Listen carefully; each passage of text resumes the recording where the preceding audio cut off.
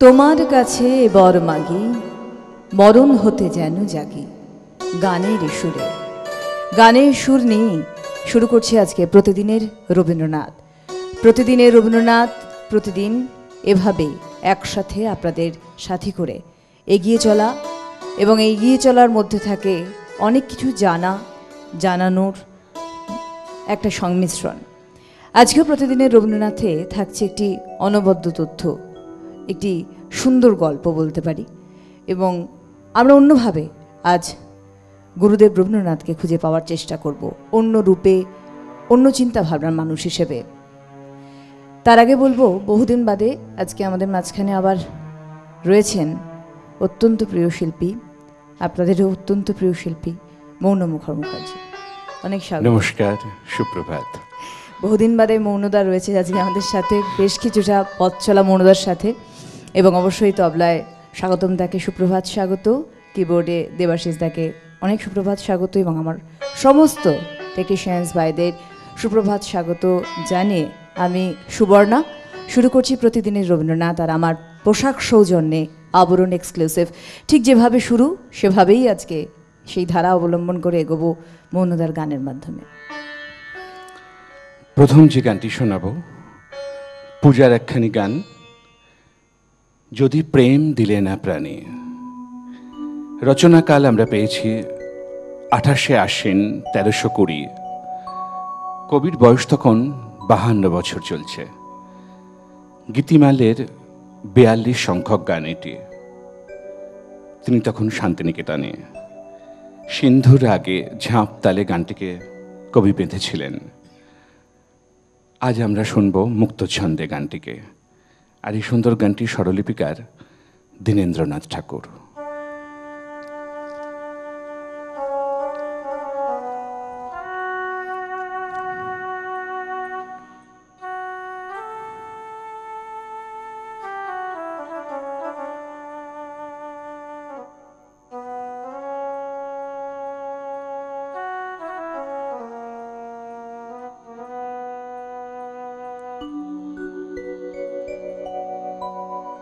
যদি প্রেম দিলে না প্রাণে,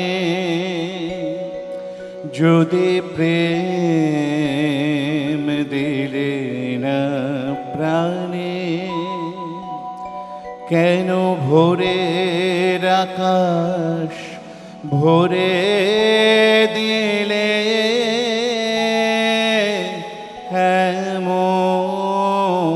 গানে গানে। যদি প্রেম দিলে না প্রাণে,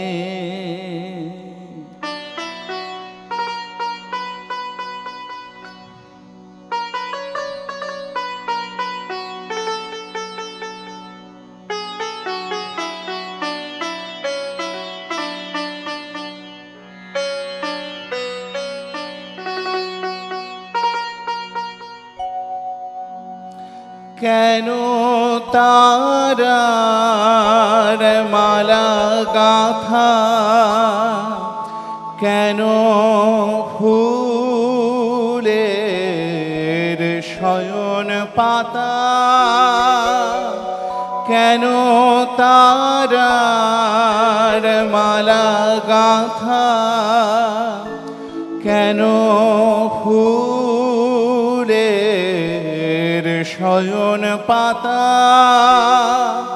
কেন দক্ষিণ হাওয়া গোপন কথা জানায় কানে কানে।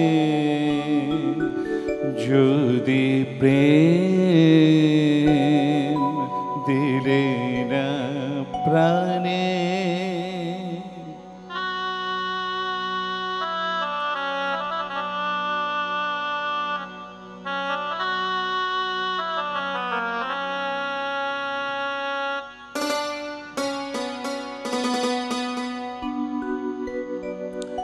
যদি প্রেম দিলে না প্রাণে,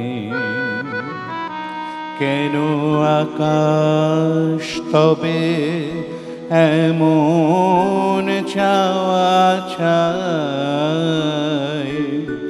এ মুখের পানে যদি প্রেম দিলে না প্রাণে,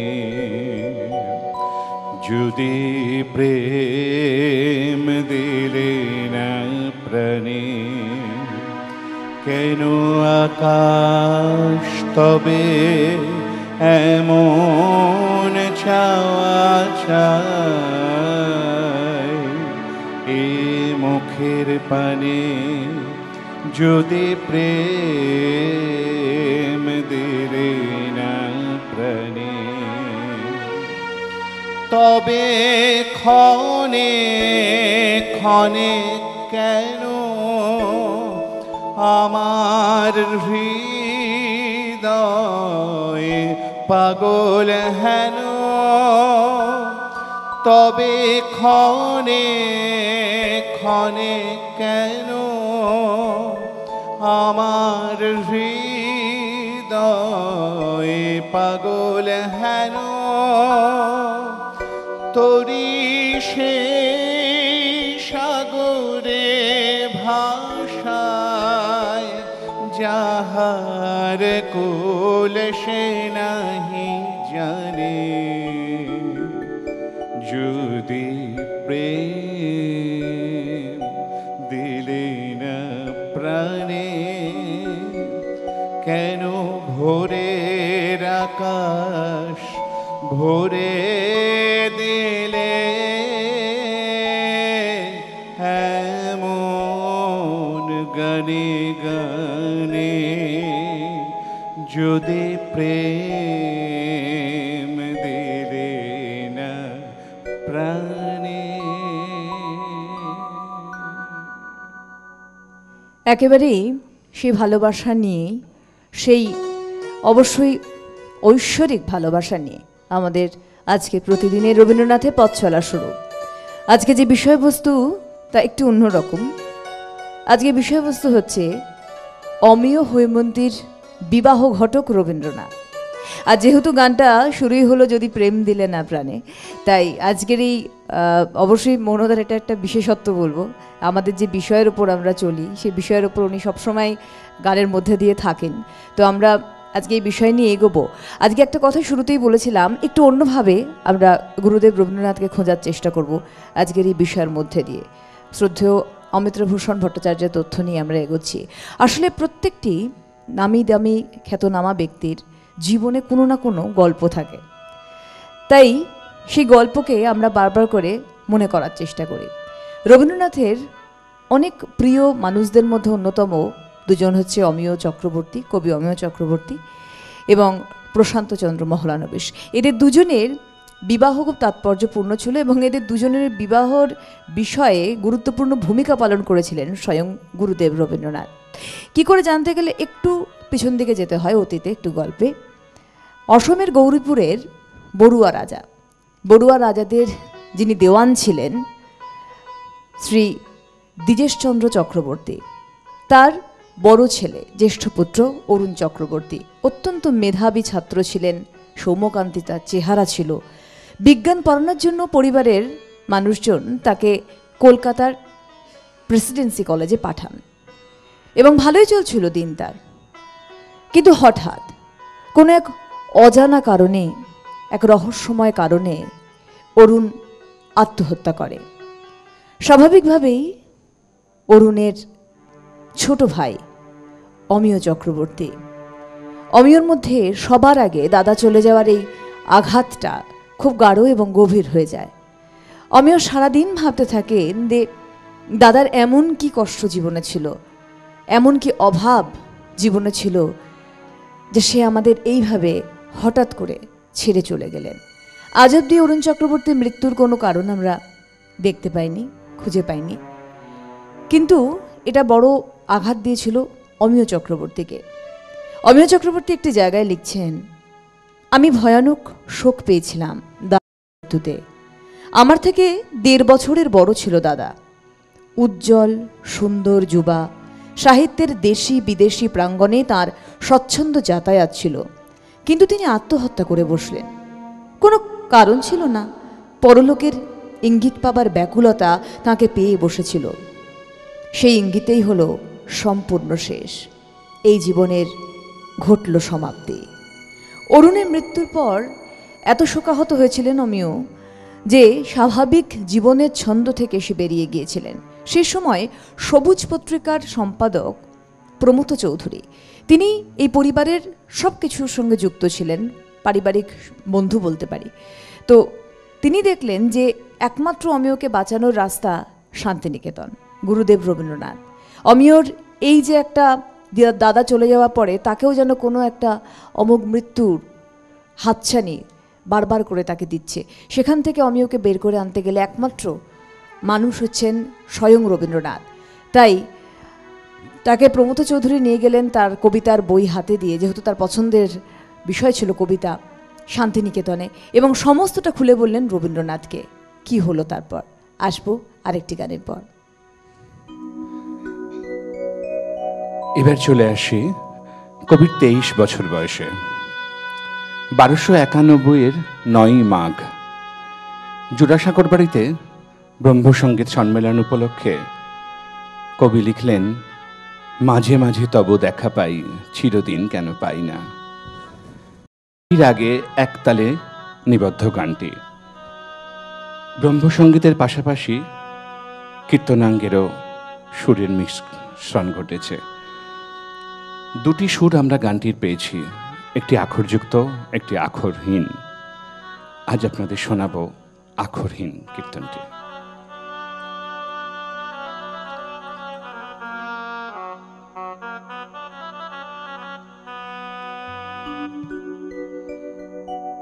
মাঝে মাঝে তব দেখা পাই, চিরদিন কেন পাই না। মাঝে মাঝে তব দেখা পাই, চিরদিন কেন পাই না। মাঝে মাঝে তব দেখা পাই, কেন মেঘ আসে হৃদয় আকাশে, কেন মেঘ আসে হৃদয় আকাশে, তোমারে দেখিতে দেয় না। মাঝে মাঝে তব দেখা পাই, চিরদিন কেন পাই না। মাঝে মাঝে তব দেখা পাই।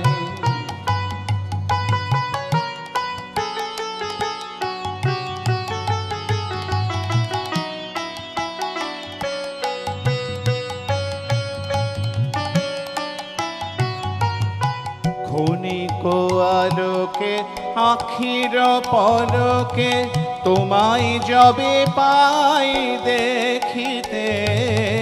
ক্ষণিক আলোকে আখির পলকে, তোমায় যবে পাই দেখিতে। হারাই হারাই সদা হয় ভয়, হারাই হারাই সদা হয় ভয়, হারাইয়া ফেলে চোখেতে। মাঝে মাঝে তব দেখা পাই, চিরদিন কেন পাই না। মাঝে মাঝে তব দেখা পাই।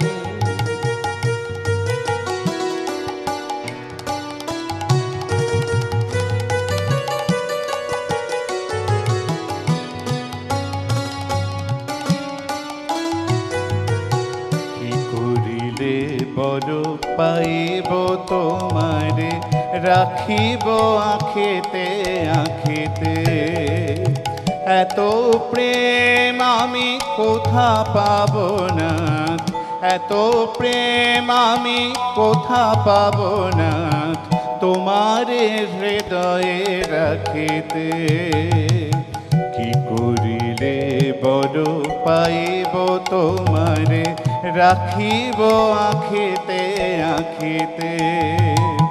এত প্রেম আমি কোথা পাবো না, এত প্রেম আমি কোথা পাবো না, তোমার হৃদয়ে রাখিতে। আর কারো পানে চাহিব না, আর করিব হে আমি প্রাণপণ।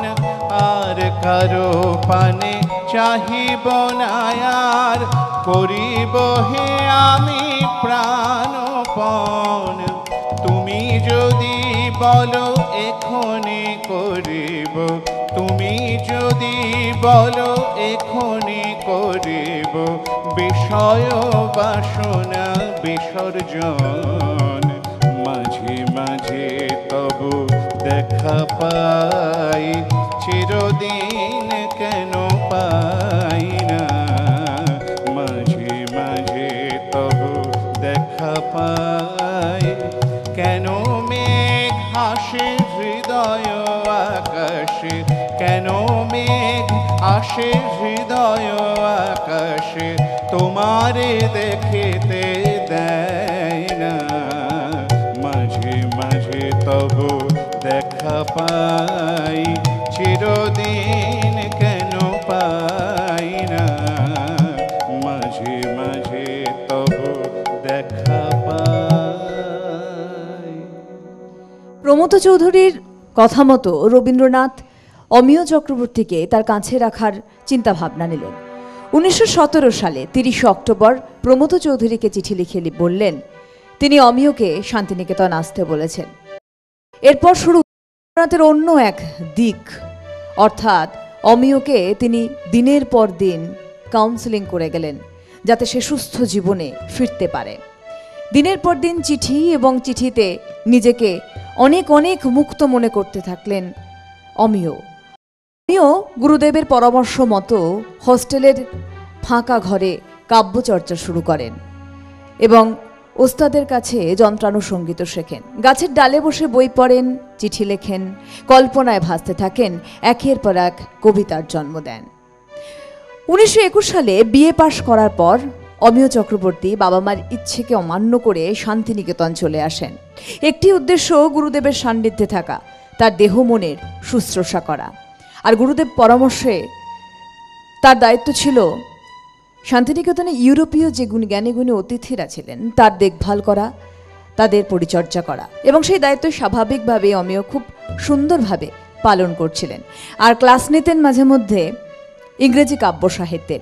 রবীন্দ্রনাথ রসিকতা করে তার এই ক্লাসটিকে বলতেন অমিয়র ইন্টারন্যাশনাল ক্লাস। এখানেই পরিচয় হয় ভারত শিল্পপ্রেমিক আন্দ্রে কার্পেলেসের সঙ্গে বন্ধুত্ব হয় অমিয়র, এবং আন্দ্রে কার্পেলেসকে তিনি সাহায্য করেছিলেন অবনীন্দ্রনাথ ঠাকুরের নাটক ক্ষীরের পুতুলের ফরাসি তর্জমার জন্য। আর এই আন্দ্রে কার্পেলেস 1926 সালে প্যারিসেই রবীন্দ্রনাথের সঙ্গে পরিচয় করিয়ে দেন ডেনমার্কের এক তরুণী, যার নাম ছিল হিয়ার্ডিজ সিগগার্ড।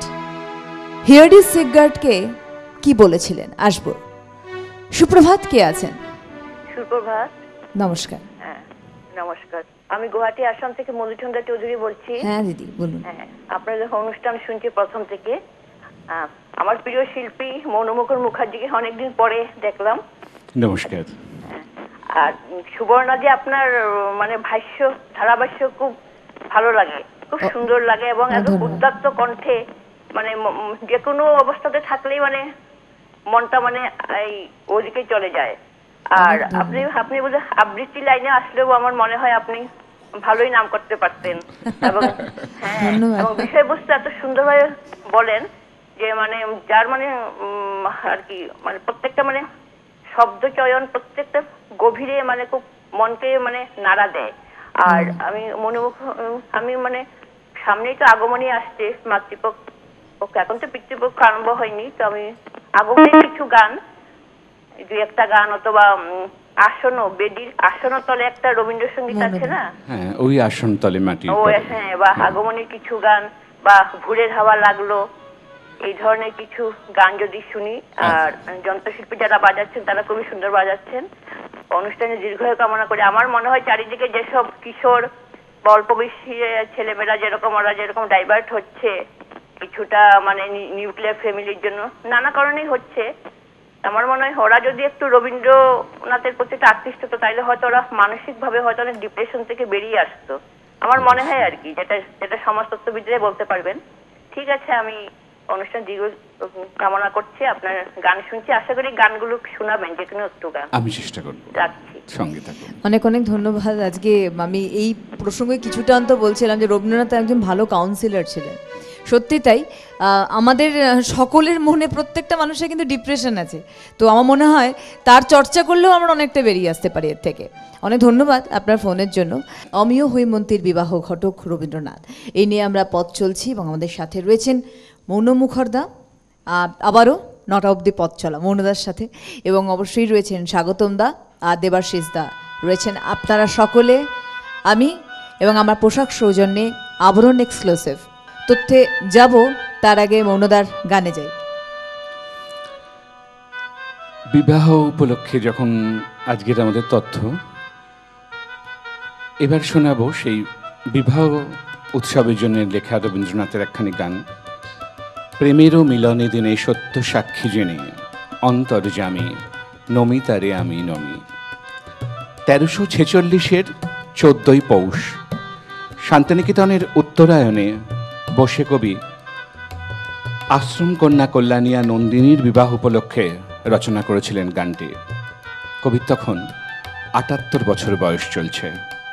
আর এই সুন্দর গানটির স্বরলিপিকার শৈলজা রঞ্জন মজুমদার।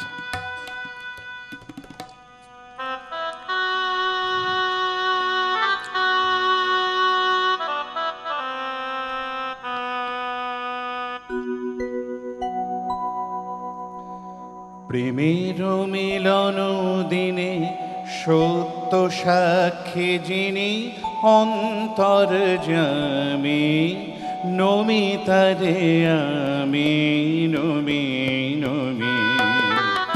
প্রেমের মিলন দিনে সত্য সাক্ষী যিনি অন্তর্যামী নমি তারে আমি নমি নমি। বিপদে সম্পদে সুখে দুঃখে সাথে যিনি দিন রাত্রে অন্তর্যামী নমি তারে আমি নমি নমি। প্রেমের মিলন দিনে সত্য সাক্ষী যিনি অন্তর্যামী নমি তারে আমি নমি নমি।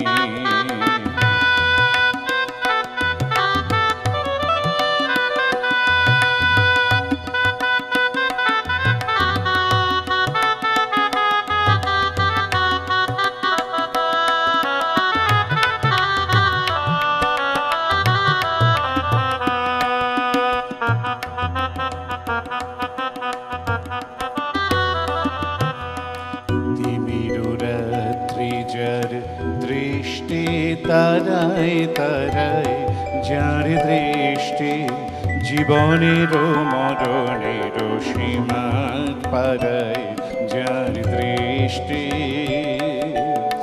তিমির রাত্রি যার দৃষ্টি তারায় তারায় যার দৃষ্টি জীবনের মরণের সীমা পারায় যার দৃষ্টি। দীপ্ত সূর্য আলোকে অগ্নি শেখায় জীব আত্মায় অন্তর্যামী নমি তারে আমি নমি নমি।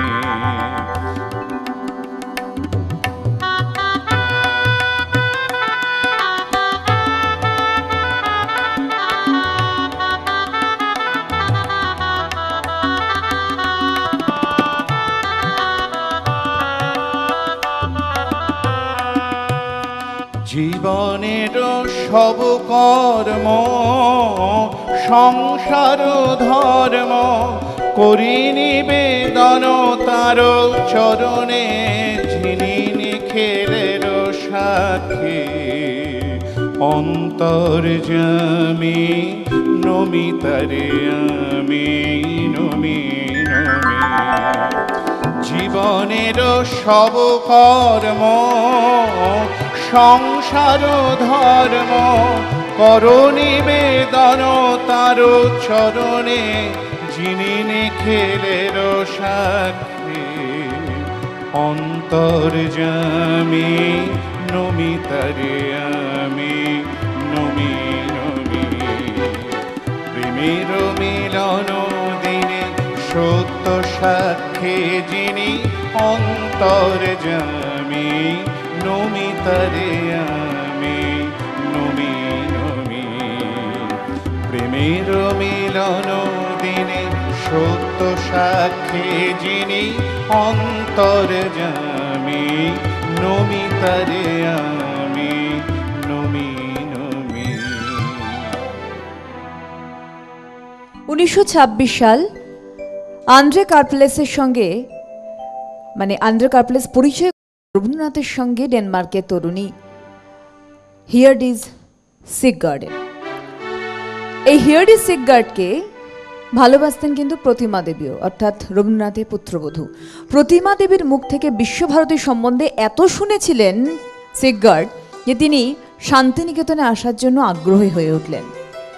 যেমন ভাবনা তেমন কাজ, শান্তিনিকেতনে সে আসবার জন্য প্রস্তুতি নিলেন এবং যেদিন তিনি শান্তিনিকেতনে পাড়ি দিলেন, সেই পাড়ি দেওয়ার সময় জাহাজে ডেনমার্কের তরুণীর নামকরণ করলেন রবীন্দ্রনাথ। আমরা প্রত্যেকে জানি রবীন্দ্রনাথ অনেকের নামকরণ করেছিলেন, তো সিগগার্ডও বাদ পড়লেন না, তার নাম দিলেন রবীন্দ্রনাথ হৈমন্তী। পৌঁছলেন তিনি শান্তিনিকেতনে। ডেনমার্কের এই সুন্দরী শান্তিনিকেতনে এসে শিখলেন বাংলা ভাষা, শিখলেন নাচ গান, ফরাসি ভাষা, যদিও বাংলা শিখলেন কিন্তু স্বয়ং গুরুদেব রবীন্দ্রনাথের কাছ থেকে। এবং সিগগার্ডের এই সৌন্দর্য, এই গুণ মুগ্ধ করেছিল শান্তিনিকেতনের ছাত্রদের, তাদের হৃদয়ে আলোড়ন তুলেছিল এই হিয়ার্ডিজ সিগগার্ড অর্থাৎ হৈমন্তী। হৈমন্তী একটি জায়গায় লিখছেন, আমি নিয়মিত বাংলা হাতের লেখা অভ্যাস করতাম। লেখা মোটামুটি স্পষ্ট ছিল, তাই গুরুদেব যখন যোগাযোগ উপন্যাস লেখেন তার কিছু কিছু খসড়ার কপি আমাকে করতে দিতেন। যাই হোক, যেমন প্রতিটি যুবার বুকে আলোড়ন তুলেছিলেন হৈমন্তী, হৈমন্তীর জীবনেও এলো ভালোবাসা, যার কখনোই চিন্তাই করতে পারেননি সিগগার্ড। সিগগার্ডের হৃদয় একদম উত্তাল করে দিল সেই যুবা, সেই তরুণ, অমেয়, শান্ত, সৌম্য, স্বল্পভাষী, অমেয় ভালোবাসায় পড়লেন হৈমন্তী। আর অমেয় অদ্ভুতভাবে হৃদয় দিয়ে দিলেন হৈমন্তীকে। অমেয়র কাছে ফরাসি ভাষায় যখন সিগগার্ড শুনলেন, আমার জীবন পাত্র উচ্ছলিয়া বাঁধরি করেছ দান, এই কথাটি শোনার পরেই দুজনের বুকের ভেতর আলোড়ন সৃষ্টি হলো। ভালোবাসায় জড়ালেন দুজন, আবদ্ধ হলেন প্রেমের জালে। চিঠি দেওয়া নেওয়া, খুনসুটি চলতে থাকলো হৈমন্তী এবং অমেয়র। আসবো আমরা সেই সৌন্দর্য, সেই ভালোবাসা নিয়ে আরেকটি গানের পর। এবারে যে গানটি শোনাবো, পূজার একখানি আমি মারির সাগর পাড়ি দেব। রচনাকাল 30শে পৌষ সংক্রান্তি 1308। কবি তখন শান্তিনিকেতনে বসে মুক্তধারা নাটক রচনা করছেন। সেই নাটকে ধনঞ্জয়ের গান এটি। কবির 60 বছর বয়সের রচনা। এই গানটিতে কবি যে সুর করেছিলেন, পরবর্তীকালে আরেকটি অন্য সুরের অনুমতি দেন তিনি, যেটি আমরা কণিকা বন্দ্যোপাধ্যায়ের কণ্ঠে শুনেছি। সেই গানটি শোনাবো এবার।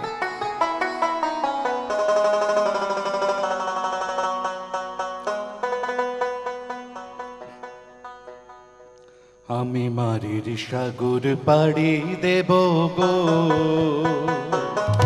আমি মারির সাগর সাগর পাড়ি দেব গো।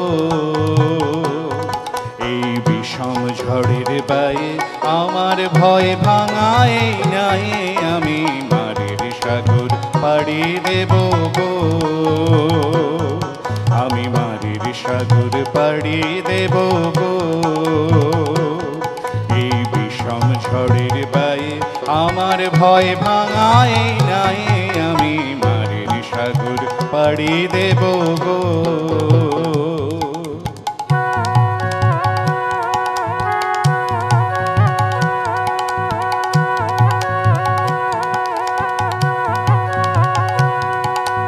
মা ভই বাণীর ভরসা নিয়ে ছেঁড়া পালে বুক ফুলে, মা ভই বাণীর ভরসা নিয়ে ছেঁড়া পালে বুক ফুলে। তোমার ওই পারেতেই যাবে তোরে, ওই পারেতেই যাবে তোরে, ছায়া বটের ছায়ে আমি মারের সাগর পাড়ি দেব গো। এই বিষম ঝড়ের বায়ে আমার ভয় ভাঙায় নাই, আমি মারের সাগর পাড়ি দেব গো।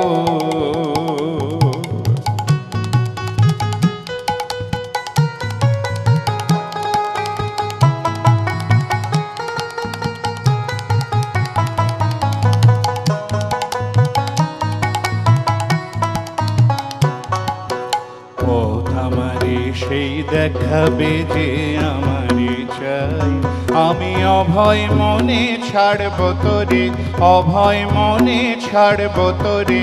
এই শুধু মোর দায় গো, এই শুধু মোর দায়। পথ আমারে সেই দেখাবে যে আমারে চাই, আমি অভয় মনে ছাড়ব তোরে, অভয় মনে ছাড়ব তোরে। এই শুধু মোর দায় গো, এই শুধু মোর দায়। দিন ফুরালে জানি জানি পৌঁছে ঘাটে দেব আনি, দিন ফুরালে জানি জানি পৌঁছে ঘাটে দেব আনি। আমার দুঃখ দিনের রক্ত কমল, দুঃখ দিনের রক্ত কমল, তোমার করুণ পায়ে আমি মারের সাগর পাড়ি দেব গো। এই বিষম ঝড়ের বায়ে আমার ভয় ভাঙায় নাই, আমি মারের সাগর পাড়ি দেব গো। আমি মারের সাগর পাড়ি দেব গো। আমি মারের সাগর পাড়ি দেব গো।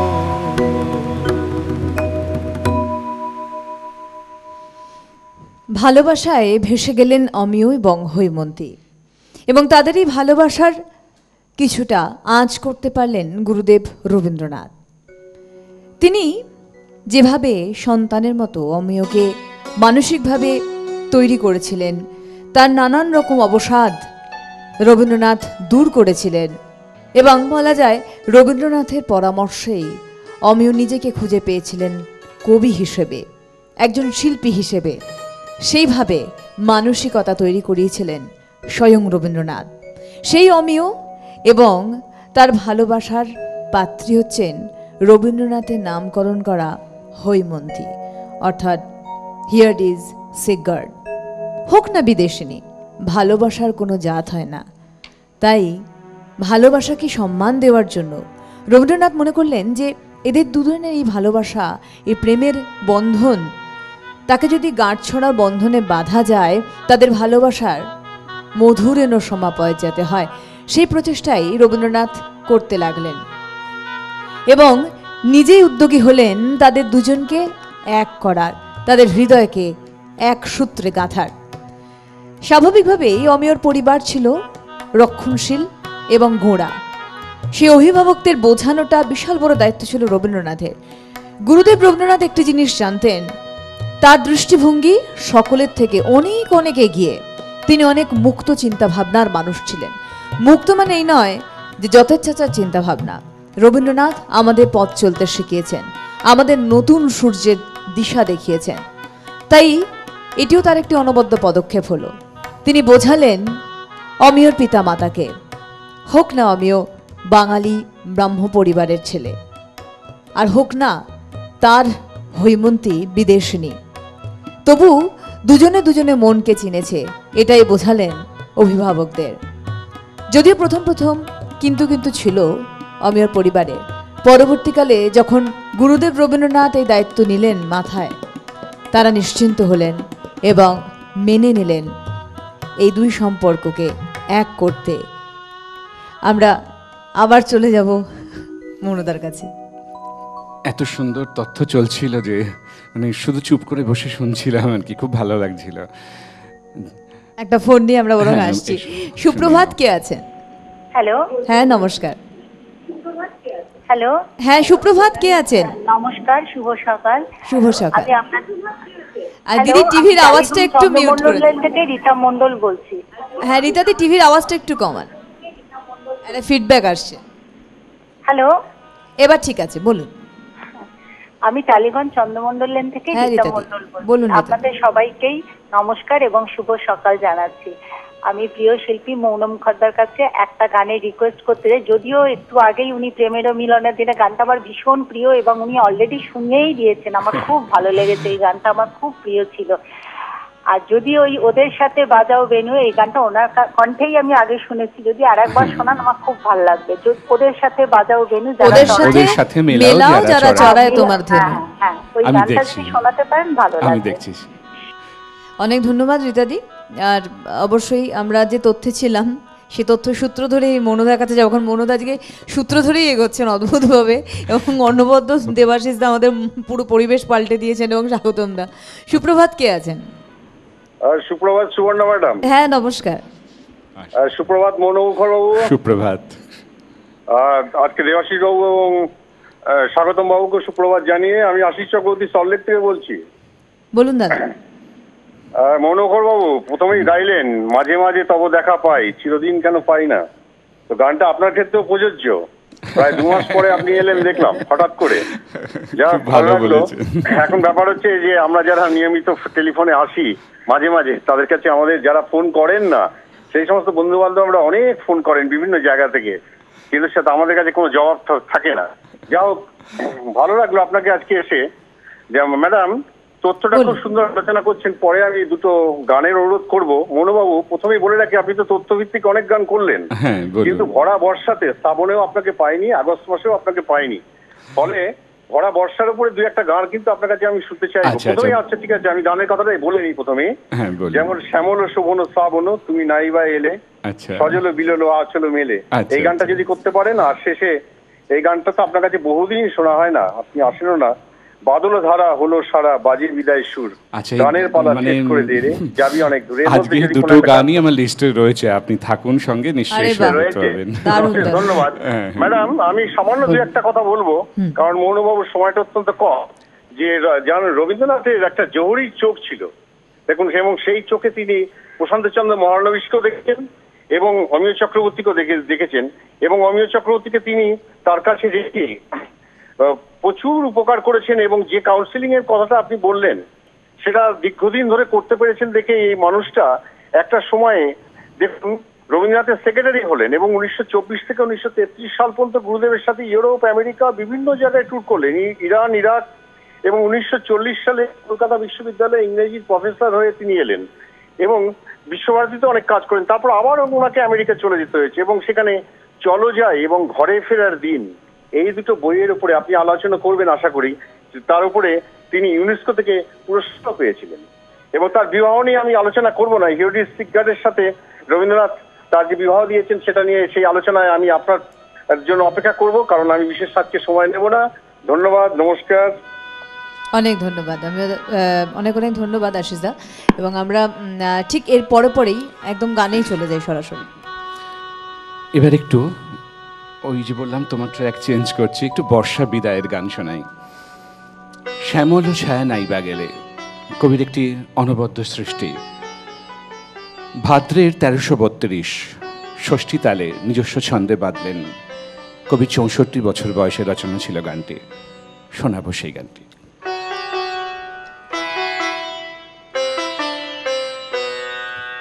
শ্যামল ছায়া নাই বাগেরে, না না নাই বাগেরে, শ্যামর ছায়া নাই বাগেরে, না না নাই বাগেরে, শেষ বরষার ধারা ঢেরে, না না নাই বাগেরে, শ্যামর ছায়া নাই বাগেরে, না না নাই বাগেরে।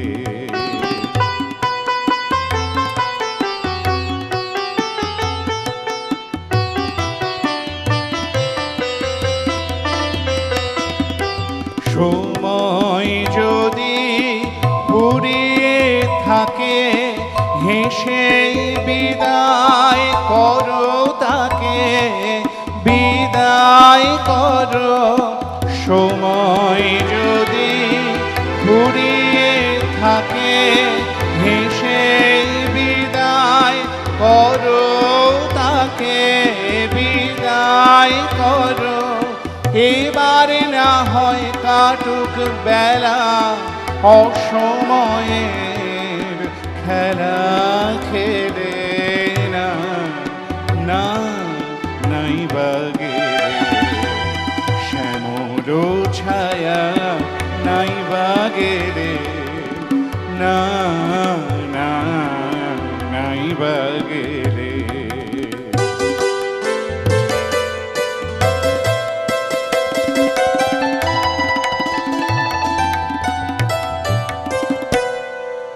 মলিন তোমার মিলাবে লাজ, শরৎ এসে পরাবে সাজ। মলিন তোমার মিলাবে লাজ, শরৎ এসে পরাবে সাজ। নবীন রবি উঠবে হাসি, বাজাবে মেঘ সোনার বাঁশি, বাজাবে কালোয় আলোয় যুগল রূপে, শূন্যে দেবে মিলন মেলে, না না নাই বাগেরে, শ্যামর ছায়া নাই বাগেরে, না না নাই বাগেরে, শেষ বরষার ধারা ঢেরে, না না নাই বাগেরে, শ্যামর ছায়া নাই বাগেরে, না না নাই বাগেরে।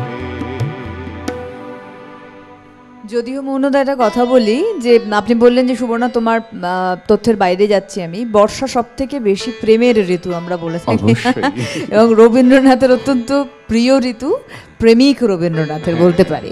এবং যে মানুষটি প্রেমিক হয় তিনি অন্যের ভালোবাসারও কদর করতে পারেন, তাই উনি অমেয় হৈমন্তীর ভালোবাসারও কদর করেছিলেন। বোধহয় বন্ধু আছেন আমাদের। সুপ্রভাত, কে আছেন? হ্যালো, সুপ্রভাত।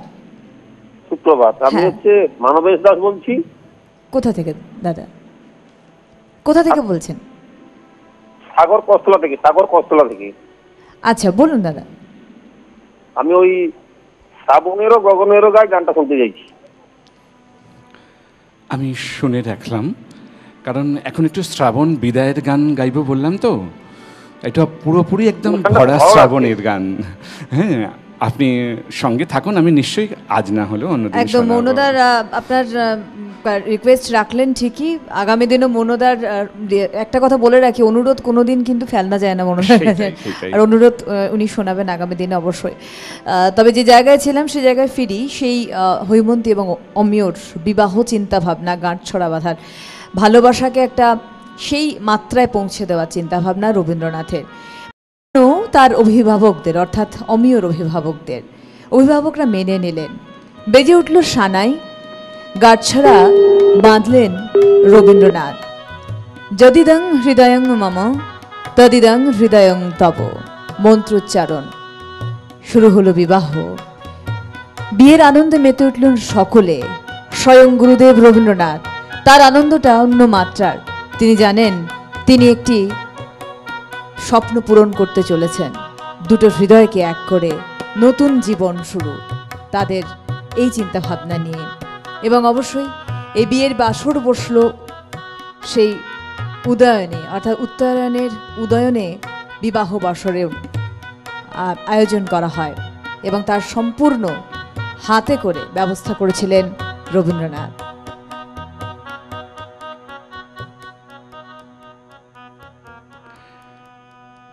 শ্রাবণ তুমি বাতাসে কার আভাস পেলে। বয়স ৬৬। নটরাজ ঋতুরঙ্গশালা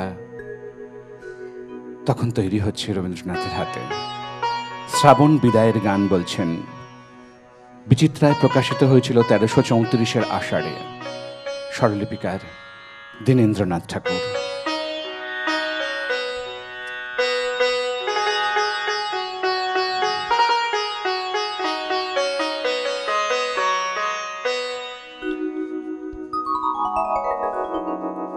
শ্রাবণ তুমি বাতাসে কার আভাস পেলে, শ্রাবণ তুমি বাতাসে কার আভাস পেলে, শ্রাবণ তুমি পথে তারি সকল বাড়ি দেলে ঢেলে, কে কাঁদে যায় যায় যায়, কদম ঝরে হায় হায় হায়।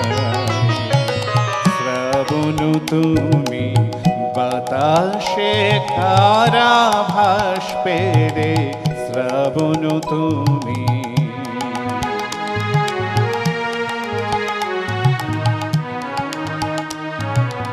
পূব হাওয়া কয়ে ওর তো সময় নাই বাকি আর, শরৎ বলে যাক না সময় ভয় কি বাতার, কাটবে বেলা আকাশ মাঝে বিনা কাজে, অসময়ের খেলা খেলে কে কাঁদে যায় যায় যায়, কদম ঝরে হায় হায় হায়। শ্রাবণ তুমি বাতাসে কার আভাস পেলে, শ্রাবণ তুমি।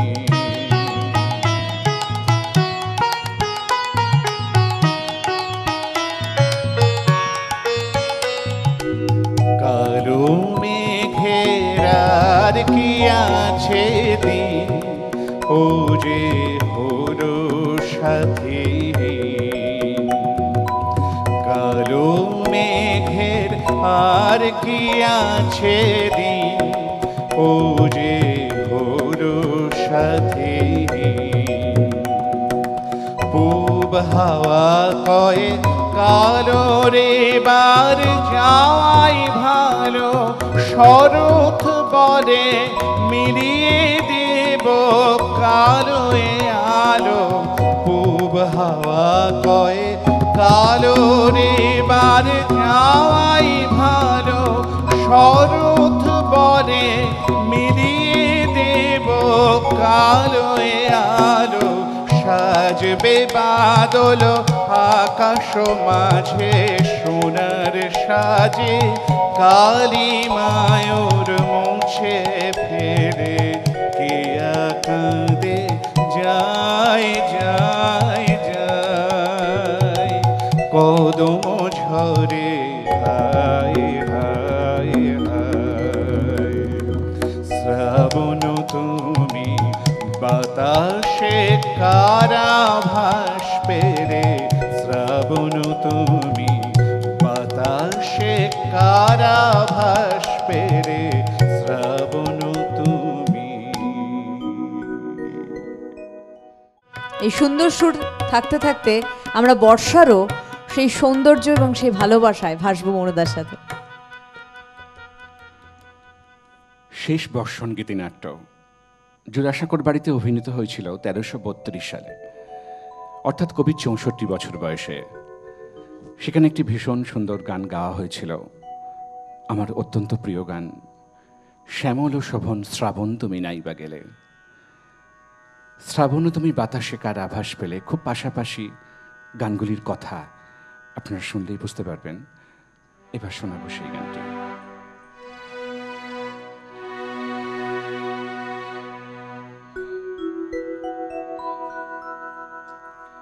শ্যামল শোভন শ্রাবণ তুমি নাইবা গেলে, সজল বিলোল আঁচল মেলে, না না নাইবা গেলে। শ্যামল শোভন শ্রাবণ তুমি নাইবা গেলে, সজল বিলোল আঁচল মেলে, না না নাইবা গেলে। শ্যামল শোভন শ্রাবণ তুমি নাইবা গেলে।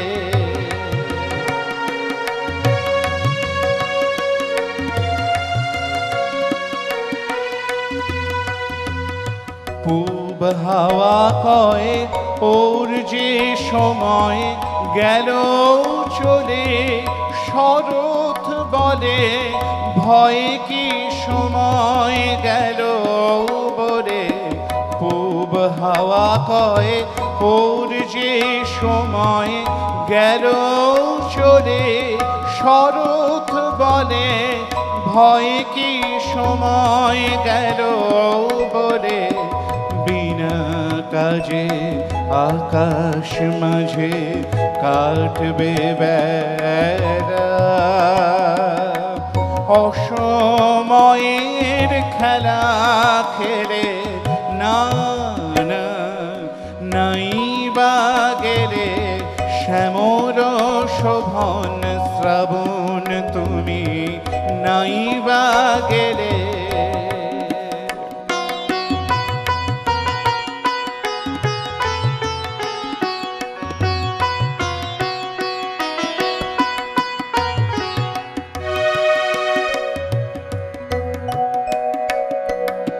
কারো মেঘের আর কে আছে দিন, ও যে হলো সাথে। কারো মেঘের আর কে আছে দিন, ও যে হলো সাথে। পূব হাওয়া কয়ে কারোর এবার যাওয়াই ভালো, শরৎ বলে মিলবে যুগল কালো আরো। পূব হাওয়া কয়ে কারোর এবার যাওয়াই ভালো, শরৎ বলে মিলবে যুগল কালো আরো। সাজবে বাদল সোনার সাজে আকাশ মাঝে, কালী মায়োর ঘুচে ফেলে, না না নাইবা গেলে। শ্যামল শোভন শ্রাবণ তুমি নাইবা গেলে, সজল বিরল আঁচল মেলে, না না নাইবা গেলে। শ্যামল শোভন শ্রাবণ তুমি নাইবা গেলে। সেই ভালোবাসাকে নিয়েই আবার আমরা সেই প্রসঙ্গে আসি। তার আগে বলি, যেমন হিয়ার্ডি গার্ডের নামকরণ করেছিলেন হৈমন্তী স্বয়ং রবীন্দ্রনাথ। এই নামকরণের ধারার একটা ছোট্ট উদাহরণ দিই। প্রতিমা দেবী নিঃসন্তান থাকায় রবীন্দ্রনাথকে নিয়ে তিনি গিয়েছিলেন গুজরাটি এক চিররুগ্না মায়ের কাছে। তার 10 মাসের কন্যাকে তারা দত্তক নেন এবং এই 10 মাসের কন্যার নাম রাখেন রবীন্দ্রনাথ নন্দিনী। আর আন্দ্রে কার্পলেস তার নাম রাখেন পুপে, ফরাসি ভাষায় যার অর্থ হচ্ছে পুতুল। তো এরকম নামকরণ রবীন্দ্রনাথ প্রচুর করেছেন। এখানে বিবাহ বাসরের কথা বলছিলাম, যেটি 1927 সালে 17ই ডিসেম্বর উত্তরায়ণের উদয়নে বসল, অমিয় হৈমন্তীর বিবাহ বাসর। অমিয়র যেমন পরিবারের লোকের উপস্থিত ছিলেন, স্বয়ং রবীন্দ্রনাথ ছিলেন, কিন্তু ডেনমার্ক থেকে সিগার্ডের বাড়ির কেউ আসেননি বলে কন্যাদানের জন্য অ্যান্ড্রিউজকে বললেন রবীন্দ্রনাথ। যেমন কথা তেমন কাজ, অ্যান্ড্রিউজ সঙ্গে সঙ্গে গুরুদেবের পরামর্শ মতো রীতিমতো ধুতি পাঞ্জাবি পরে কন্যাদান করলেন। সম্পূর্ণ হিন্দু রীতিনীতিতে বিয়ে হলো অমিয় হৈমন্তীর। ভাবতে অবাক লাগে যে কি সুন্দরভাবে দুজনে ভালোবাসার বাঁধনে বাঁধলেন এবং তাদের সেই ভালোবাসাকে সেই মাত্রা দিলেন স্বয়ং রবীন্দ্রনাথ। আসলে যদি বলা হয় যে এই অমিয় এবং হৈমন্তীর বিবাহ, তাদের মূল সূত্রধর কে ছিলেন? প্রতিমা দেবী। যদি না প্রতিমা দেবী সিগার্ডকে বিশ্বভারতী সম্বন্ধে এত কথা বলতেন, তবে কি তিনি আসতেন শান্তিনিকেতনে? তিনি আসতেন, কারণ বলাই হয় জন্ম মৃত্যু বিয়ে, তিন বিধাতা নিয়ে। তাই কোথায় ডেনমার্ক আর কোথায় শান্তিনিকেতন, দুয়ে মিলে একাকার হলো ভালোবাসার বন্ধনে, বিধাতার নিয়মে। এবং অবশ্যই এই সূত্র ধরে আবার একটি গানে যাই। এবার আরেকখানি অনুরোধের গান, ওদের সাথে মেলাও যারা চড়ায় তোমার ধেনু।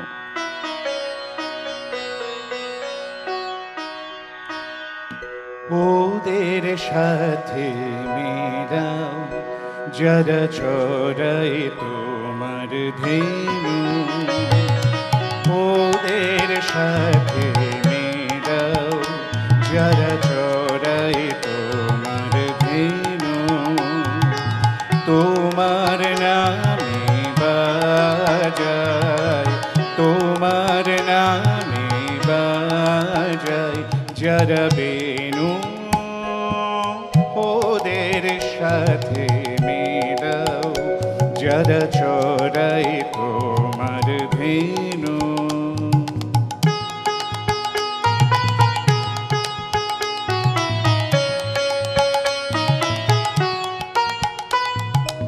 পাষাণ দে বাঁধা ঘাটে এই যে কোলাহলের হাটে, পাষাণ দে বাঁধা ঘাটে এই যে কোলাহলের হাটে, কেন কেন আমি কিসের লোভে নু, ওদের সাথে মেলাও যারা চড়াই তোমার ধেনু।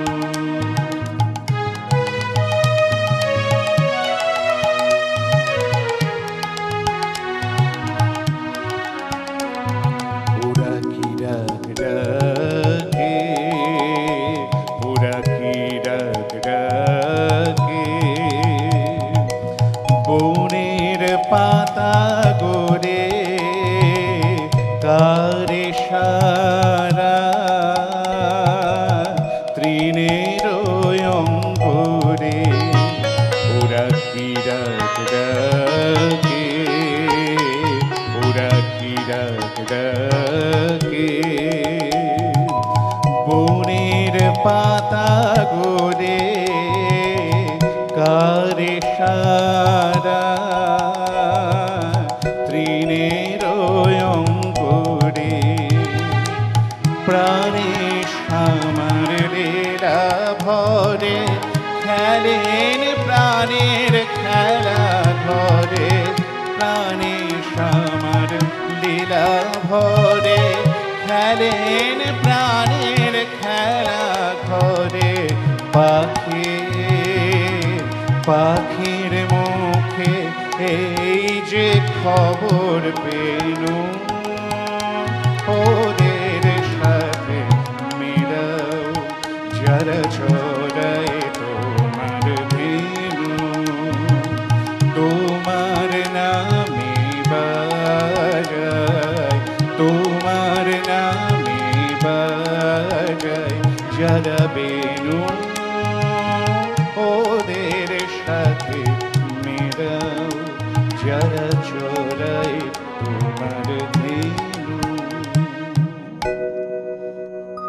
অমিয় হৈমন্তীর বিবাহতে বৈদিক উচ্চারণ অর্থাৎ বৈদিক মন্ত্রপাঠ, তার সঙ্গে সপ্তপদী, শুভদৃষ্টি, বরণ এবং রবীন্দ্রনাথের তিনটি গানের কিন্তু ব্যবস্থা করা হলো।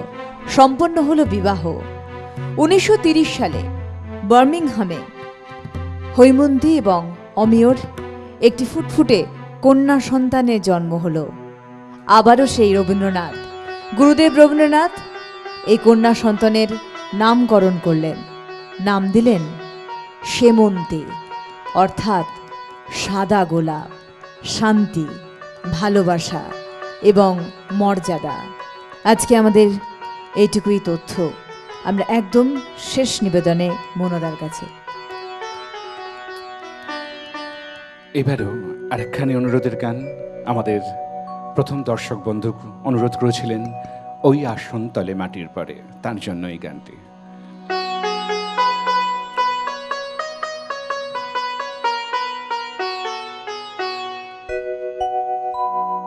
ওই আসন তলের, ওই আসন তলের মাটির পরে লুটিয়ে রব। ওই আসন তলের, ওই আসন তলের মাটির পরে লুটিয়ে রব। ওই আসন তলে তোমার চরণ ধুলায় ধুলায় ধূসর হব। ওই আসন তলে, ওই আসন তলে।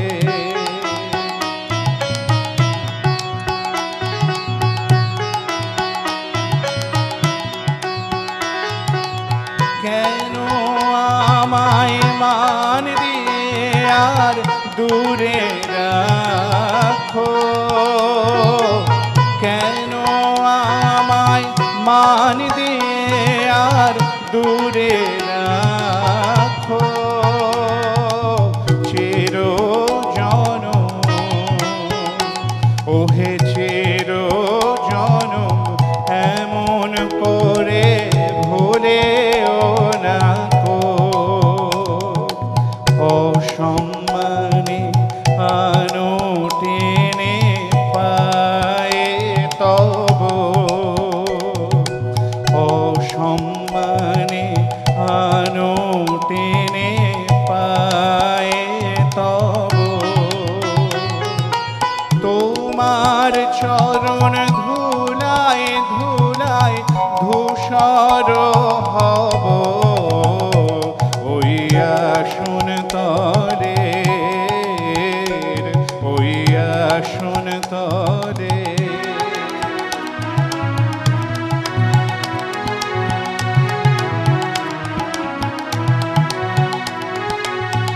আমি তোমার যাত্রী দরে রব পিছে। স্থান দিও হে আমায়, স্থান দিও হে আমায় তুমি সবার নিচে। আমি তোমার যাত্রী দলের রব পিছে। স্থান দিও হে আমায়, স্থান দিও হে আমায় তুমি সবার নিচে। প্রসাদ লাগি কতই লোকে আসে ধেয়ে। প্রসাদ লাগি কতই লোকে আসে ধেয়ে। আমি কিছু ওহে আমি কিছু চাইব না তো রইব চেয়ে। আমি কিছু চাইব না তো রইব চেয়ে। সবার শেষে যাবাকে রয় তাহাই লব, সবার শেষে যাবাকে রয় তাহাই লব। তোমার চরণ ধুলায় ধুলায় ধূসর হব, ওই